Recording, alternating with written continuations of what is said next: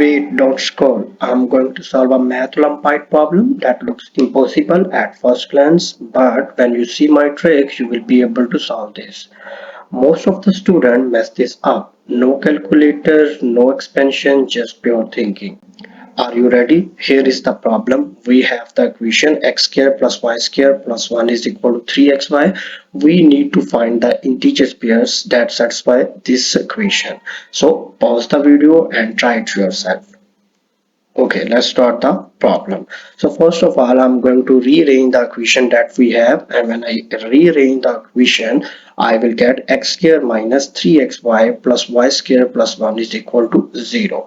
This is the rearranged form of the equation that we have. Now we will treat this equation as a quadratic equation in x variable. Now I'm going to rewrite this equation. When I rewrite, I will get x square minus 3yx plus y square plus 1 is equal to 0. Now we need the integer solution. If we need the integer solution, then the discriminant must be a perfect square.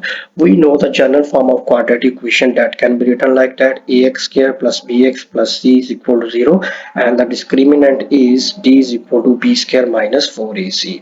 I'm going to compare this general form with our given equation. When I do that, I'm going to get the value of a that will be equal to 1, and the value of b that will be equal to minus 3y, and the value of c is y square plus 1.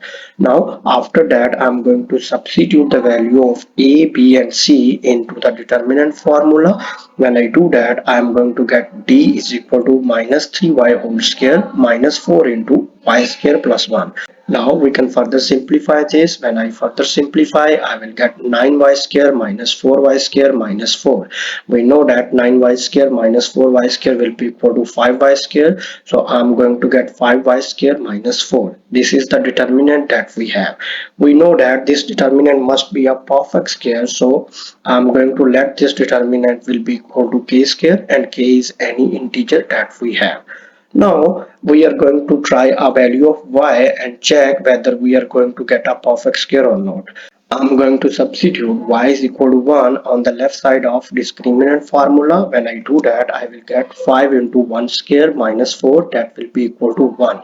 And we know that 1 square is 1. This means k square is equal to 1. This is a perfect square that we have.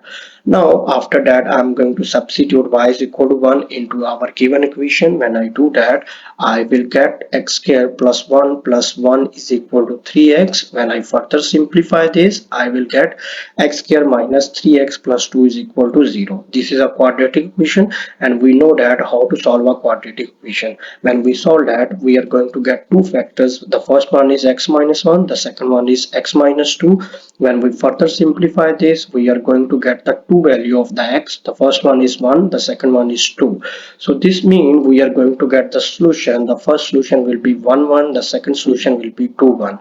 Due to symmetry, we have one more solution that will be 1 2. Now I'm going to try y is equal to 2. When I substitute y is equal to 2 on the left side of discriminant formula, I will get 5 into 2 square minus 4, that will be equal to 20 minus 4, and when we further simplify this, we are going to get 16. We know that 16 is 4 squares. This means we have another perfect square, so I'm going to substitute y is equal to 2 into our given equation. When I do that, I will get x square minus 6x plus 5 is equal to 0. This is again a quadratic equation. We can easily simplify this. When I simplify this, I will get x minus 1 into x minus 5 is equal to 0. So we are going to get the two value of x. The first one is 1, the second one is 5. So we can write the further solutions that we have. The first solution will be 1 2, the second solution will be 5 2.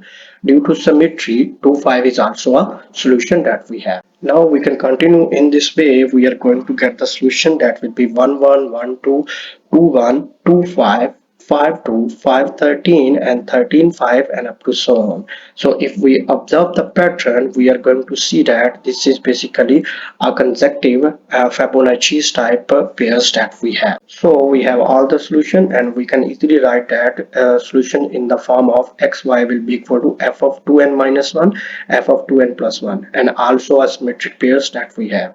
I just solved the problem. If you like my video, please subscribe, and also if you have any question related to this, please write that question in the comment. Thank you.